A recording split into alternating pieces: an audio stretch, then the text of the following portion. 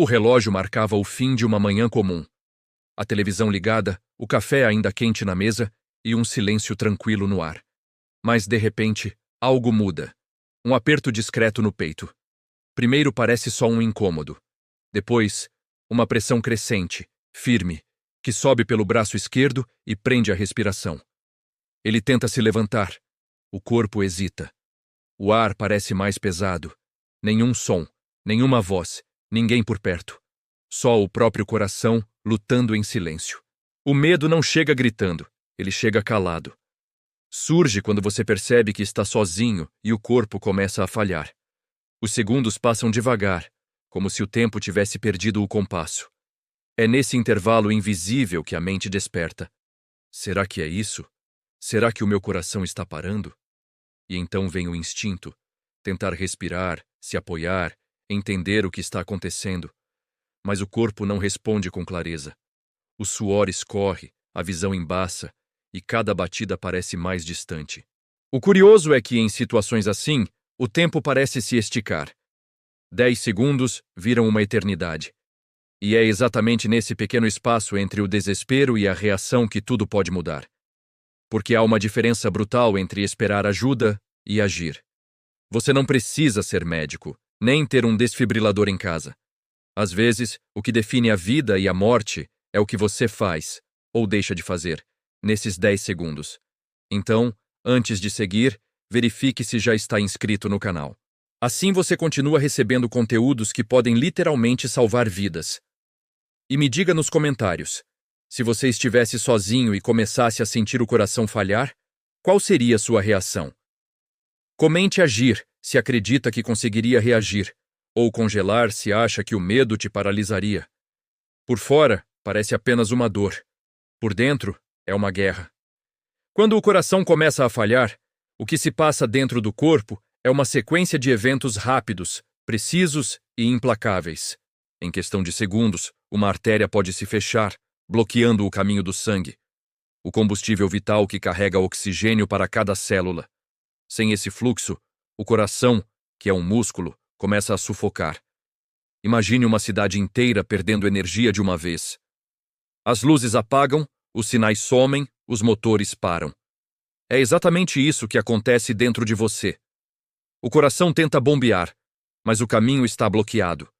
O cérebro percebe o colapso e aciona o modo de emergência. Por isso vem o suor frio, a tontura, a sensação de que o chão está fugindo dos pés. Dentro do peito, cada milímetro conta. As artérias se contraem, o oxigênio cai e o coração começa a bater fora do ritmo, tentando desesperadamente se salvar. Cada batida se torna um pedido de socorro, como um motor que gira no vazio. E, se nada for feito, o corpo inteiro começa a apagar. Primeiro os músculos perdem força. Depois, a visão escurece e o pensamento se fragmenta em flashes desconexos. Mas o mais assustador é que o coração não desliga de uma vez. Ele oscila. Às vezes tenta retomar o compasso, como se buscasse uma última chance. É o corpo dizendo, ainda dá tempo. E é aí que entra o que você faz, ou não faz, nesse momento. Porque o infarto não mata só pela dor, mas pelo atraso na reação. É nessa fronteira entre a lucidez e o colapso que muitos desistem. Outros, porém, encontram uma faísca. Uma decisão que pode manter o coração vivo até a ajuda chegar. O que determina quem sobrevive e quem não sobrevive não é apenas sorte. É conhecimento. Se esse tipo de conteúdo faz sentido para você, se acredita que informação pode salvar vidas, curta esse vídeo agora. Assim, mais pessoas terão acesso a algo que pode fazer toda a diferença quando cada segundo conta. Respire fundo, porque no próximo capítulo você vai descobrir o que realmente pode ser feito e por que 10 segundos podem significar uma vida inteira. 10 segundos. Tão pouco que parece insignificante.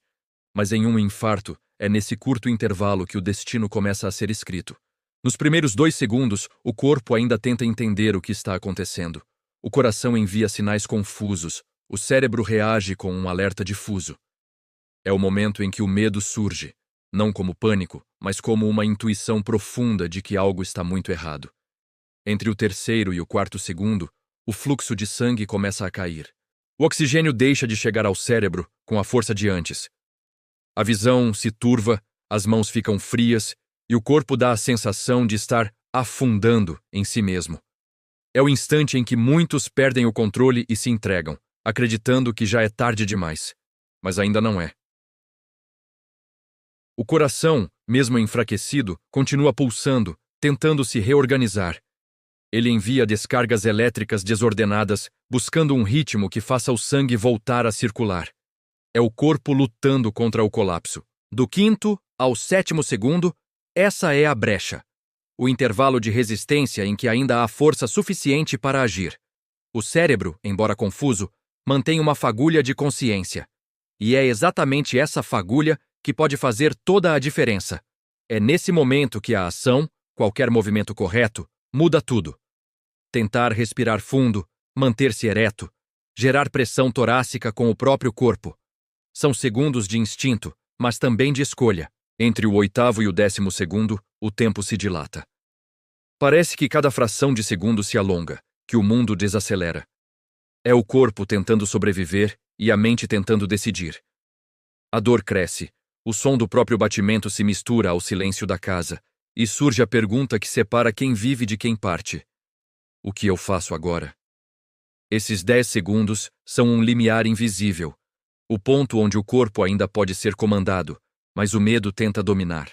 E quem entende isso, quem conhece o que está acontecendo dentro de si, ganha uma vantagem preciosa. Porque o tempo, nesse momento, não é apenas cronológico, é biológico. Cada segundo é uma chance de o coração reiniciar, de o cérebro manter o comando, de a vida insistir em continuar.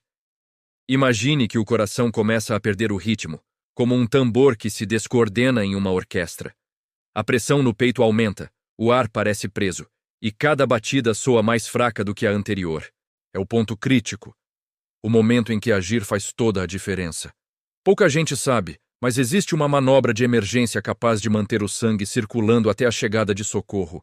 Ela não substitui um médico, mas pode ser o fio entre a vida e a morte quando não há ninguém por perto. E o nome dela é simples: tosse de resgate. Funciona assim. Primeiro, sente-se imediatamente com a coluna reta e os pés apoiados no chão. Essa postura ajuda o sangue a fluir de maneira mais eficiente. Respire fundo, o mais profundamente que puder, e segure o ar por um instante. Em seguida, tussa com força e de forma ritmada, uma vez a cada 2 segundos. Não é uma tosse leve, como quem limpa a garganta. É uma tosse firme, profunda, que contrai o peito e força o ar a sair violentamente. Por que isso funciona? Porque cada tosse forte gera uma pressão dentro do tórax, comprimindo o coração e empurrando o sangue de volta para o cérebro. É como se o próprio corpo se transformasse em uma bomba manual, mantendo o fluxo até que o coração retome o ritmo natural. Esse movimento deve continuar de forma constante. Respirar fundo, tossir, respirar, tossir, sem pausa, até que o desconforto diminua ou chegue ajuda. Enquanto isso, se possível, ligue o serviço de emergência usando o viva voz. Diga seu endereço e que está tendo sintomas de infarto. Não tente caminhar até a rua, não suba escadas, não se deite. Deitar-se faz o coração trabalhar contra a gravidade e reduz o fluxo cerebral. É vital manter a consciência ativa. Falar em voz alta, contar os segundos, focar na respiração, tudo isso ajuda o cérebro a não desligar.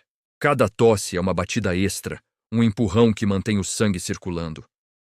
O mais importante, não espere ter certeza de que é um infarto para agir. A dúvida é o maior inimigo. Se há dor intensa, pressão no peito, falta de ar ou tontura, haja como se fosse. Esses segundos de reação podem ser o intervalo entre um colapso e um novo batimento. Porque, naquele instante, o seu corpo ainda quer viver. Ele só precisa que você o ajude a lembrar como. Quando o corpo entra em colapso, o instinto costuma enganar. A maioria das pessoas, ao sentir a dor no peito, faz exatamente o que não deveria. Para. Senta, deita, fecha os olhos e espera que passe. É uma tentativa natural de buscar conforto, mas no caso de um infarto, o conforto é armadilha. Deitar-se faz o sangue se acumular nas extremidades e reduz o fluxo para o cérebro. Fechar os olhos diminui a oxigenação. Ficar imóvel é como assistir o próprio corpo se apagar lentamente. E é assim, em silêncio, que muitos morrem antes mesmo de pedir ajuda. Outro erro comum é tentar beber água, tomar um banho frio ou esperar melhorar. Esses gestos cotidianos passam uma falsa sensação de controle, mas atrasam a única coisa que realmente importa: a reação imediata. O coração não avisa duas vezes. Ele dá sinais curtos: dor opressiva, suor frio, respiração curta, formigamento no braço esquerdo e depois cala. Quando isso acontece, não há espaço para hesitação. A ciência mostra que cada minuto sem ação reduz em cerca de 10% as chances de sobrevivência. 10 minutos de espera significam quase nenhuma chance. Por isso, o que você faz nos primeiros segundos define tudo. O ideal é reconhecer o perigo antes que ele se instale por completo. Se sentir dor no peito e estiver sozinho, mantenha-se sentado com o tronco ereto, respire fundo, não tente caminhar. Se o celular estiver ao alcance, acione a emergência no viva voz. E enquanto espera, aplique a manobra de tosse de resgate, ritmada, constante, como explicado antes. Mas o erro mais letal não é físico, é psicológico. É o impulso de negar o que está acontecendo. A mente humana tem uma tendência perigosa de minimizar o risco, de pensar, deve ser só ansiedade ou vai passar. Esse auto-engano é o intervalo em que o tempo se perde. O corpo implora por reação, mas a mente racionaliza o medo. E quando a negação termina, o coração já pode ter desistido. Por isso, sobreviver a um infarto não é apenas questão de força, é de lucidez. É de enxergar o que o corpo está dizendo e agir mesmo com medo. Porque a hesitação, nesses casos, não é prudência, é sentença. Um coração preparado não é o que bate mais rápido, é o que sabe suportar o silêncio entre uma batida e outra. A diferença entre o corpo que entra em colapso e o corpo que resiste está na rotina construída muito antes do susto. E, curiosamente, o segredo não está em correr maratonas, mas em cultivar constância. O coração é um músculo como qualquer outro. Precisa ser desafiado, mas também cuidado. Caminhar todos os dias, subir escadas, respirar profundamente, dormir bem, são ações pequenas que criam reservas silenciosas de energia. Essas reservas são o que mantém o cérebro oxigenado quando o corpo vacila. A ciência mostra que pessoas com boa capacidade cardiorrespiratória têm até 5 vezes mais chances de sobreviver a um evento cardíaco grave. Isso porque seus vasos são mais elásticos, o sangue circula com menos esforço e o coração aprende a trabalhar sob pressão. Não é força bruta, é eficiência. Um coração treinado bombeia o mesmo volume de sangue com menos batidas. Descansa enquanto trabalha e, quando o perigo chega, tem fôlego para lutar. Mas treinar o coração não é só físico, é também emocional. O estresse crônico é um dos maiores inimigos do sistema cardiovascular.